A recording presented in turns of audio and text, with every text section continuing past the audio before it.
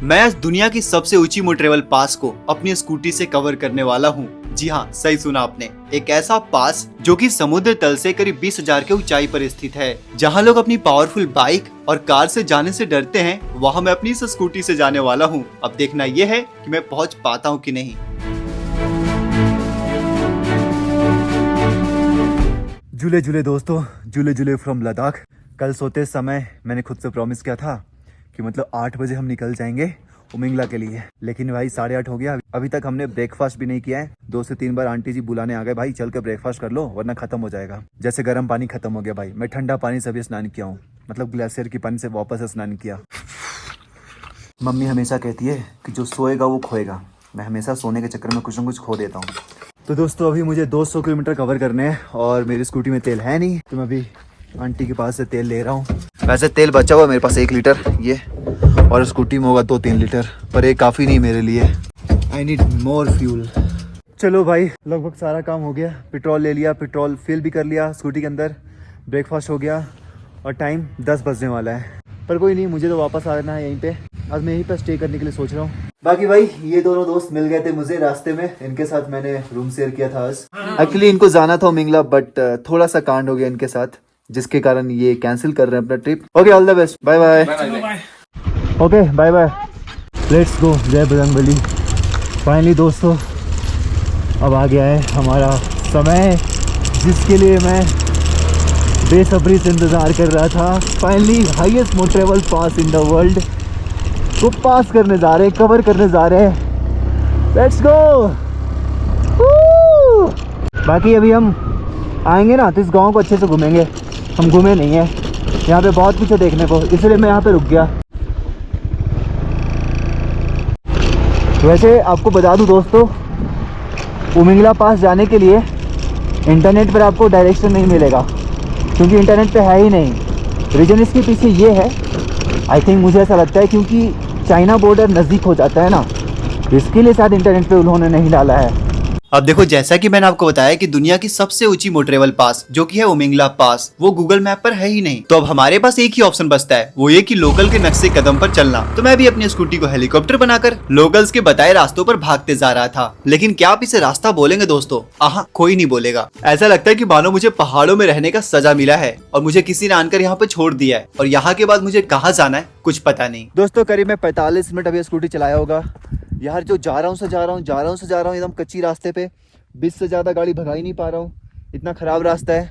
बाकी मुझे दूर दूर तक कोई नज़र भी नहीं आ रहा है, एक भी बाइकर नज़र नहीं आ रहे, मेरे को समझ में नहीं आ रहा है। बीच में 3 नज़र आए थे, वो बहुत आगे निकल गए, दिख भी नहीं रहे मेरे को दूर दूर तक। देखो कभी कभी कुछ ज़्यादा अकेले हो जाता हूँ, बट क्या कर सकते हैं, लेट्स गो। ऐसे मुझे आना ही नहीं चाहिए था यार, आई थिंक एक और रास्ता वैसे आना चाहिए था। अब मुझे क्या लगा, गाँव वाले तो अच्छा ही रास्ता बताएंगे।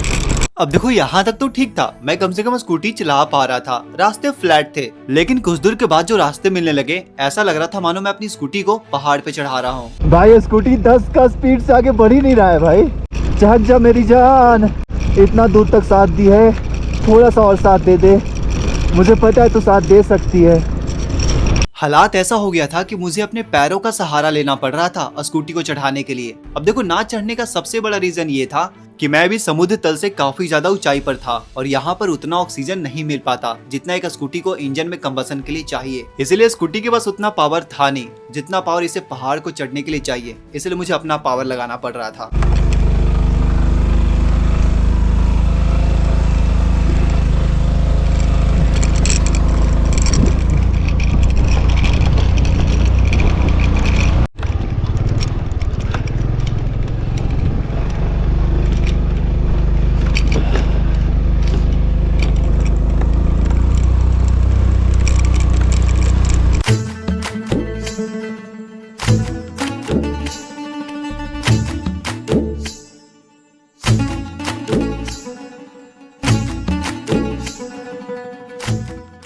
भाई अभी जाकर मुझे कोई दिखा है यहाँ पे भाई, इस पॉइंट पर, तब जाके राहत आया, थोड़ा सा सांस में सांस आया है।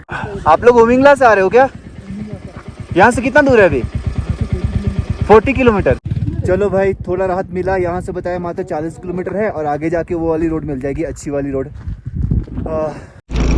अब जाके अच्छे रास्ते मिले भाई।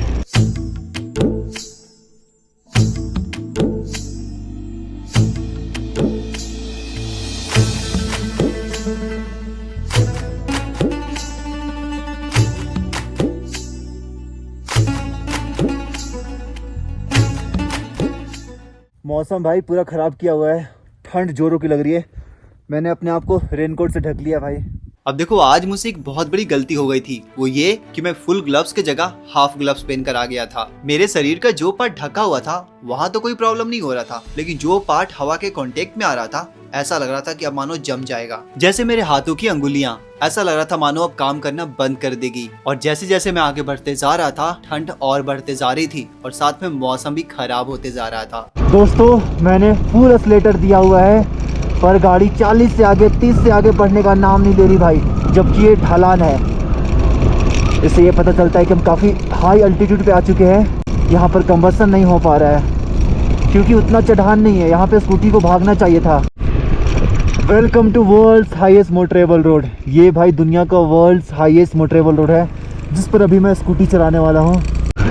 Let's go. कुछ दूर के बाद मौसम काफी ज्यादा खराब हो जाती है और साथ में स्नोफॉल भी होने लगता है। ठंड इतनी बढ़ गई थी कि आप इस बात से अंदाजा लगा सकते हो कि जो मेरा एक्शन कैमरा गोप्रो है वो काम करना बंद कर दिया था। हर 10 सेकंड के बाद वो अपने आप बंद हो जा रहा था और मेरे अंगुलियों में कोई सेंसेशन था ही नहीं। ऐसा लग रहा था मानो मेरी उंगलियां जम गई हो। और इससे भी बड़ी प्रॉब्लम ये थी कि मेरी स्कूटी चढ़ने का नाम नहीं ले रही थी, इसलिए मुझे पैरों का सहारा लेना पड़ रहा था। अब देखो, इतने ऊंचाई पर आकर अगर आप पहली बार कोई हार्डवर्क करते हो तो आप तुरंत थक जाते हो और आपकी सांस फूलने लगती है, क्योंकि यहाँ पर ऑक्सीजन की भी तो कमी होती है। अभी जो आप फुटेज देख रहे हो ये उमिंगला पास पहुँचने के 1 किलोमीटर पहले का है, क्योंकि 1 किलोमीटर पहले ही मेरा गोप्रो कैमरा डेड हो गया था। सच बताऊं, डर तो बहुत लग रहा था, मन कर रहा था कि मैं वापस चला जाऊं। और डर लगने का रीजन ये भी था कि मैं बिल्कुल अकेला आया था और सिचुएशन हर 100 मीटर के बाद खराब होते जा रहा था और मैं सिर्फ अकेला ऐसा इंसान था जो इतनी टॉप पर अपनी स्कूटी से जा रहा था। इस पॉइंट पर भगवान कृष्ण का मुझे वो लाइन याद आता है जो उन्होंने अर्जुन से कहा था कि भविष्य में क्या होने वाला है ये किसी को नहीं पता, अपना कर्म करो अर्जुन, डर अपने आप दूर हो जाएगा। खैर फाइनली दुनिया की सबसे ऊंची मोटरेबल पास उमिंगला पास पर पहुंच ही जाता हूँ, जो कि समुद्र तल से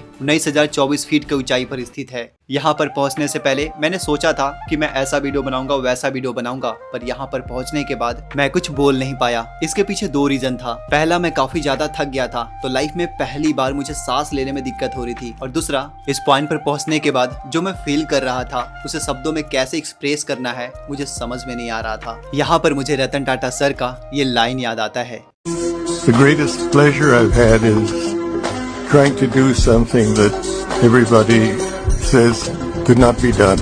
खैर यहाँ पर 2 मिनट से भी कम समय बिताने के बाद मैं वापस से निकल पड़ता हूँ हालने के लिए।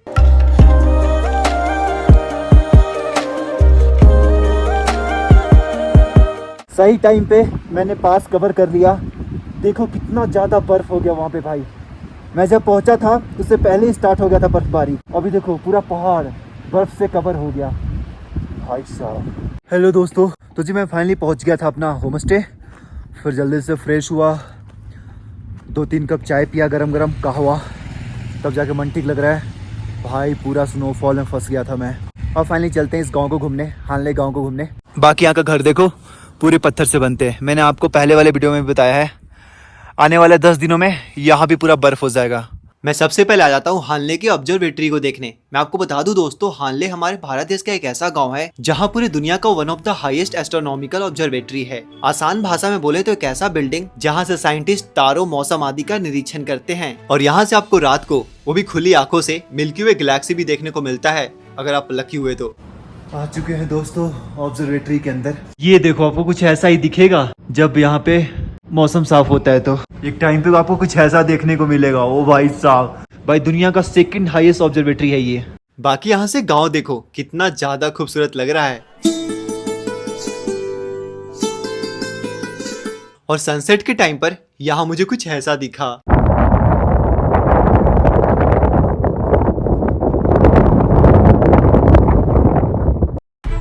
सच बताऊं तो मैं अपने लाइफ में पहली बार आसमान में सनसेट के टाइम पर कुछ ऐसा देख पा रहा था।